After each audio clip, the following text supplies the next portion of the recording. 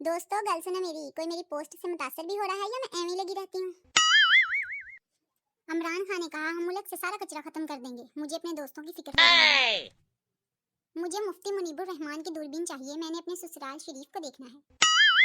बिरयानी समझकर दोस्त बनाए थे, सब के सब टींडे निकले। हो जाती है जब मैसेज सीन हो जाए और रिप्लाई ना आए। Oh no! अरूज पर तो हर कोई मिलाता है हाथों में हाथ, मुश्किलों में जो साथ चले उन्हें हम यार कहते हैं। जिंदगी से इतना तंग आ गई हूँ, दिल करता है बेस्टी के साथ कहीं दूर चली जाऊं। सच्चे दोस्त की निशानी ये है कि वो आपको कभी भी किसी के साथ शेयर नहीं करता। दोस्त ऐसी बनाओ जो दुख में साथ दे और खुशी में मुजरा करके दिखाए। इसने कहा मेरे दिल में तेरे लिए कोई जगह नहीं, मैंने कहा दिमाग में रख लो, वो भी तो खाली है। दुनिया के मुश्किल तरीन कामों में से एक काम घर में बड़ा शापर ढूंढना है। याद रखना कि ताने मारने वाली दोस्त सिर्फ और सिर्फ किस्मत वालों को ही मिलती है।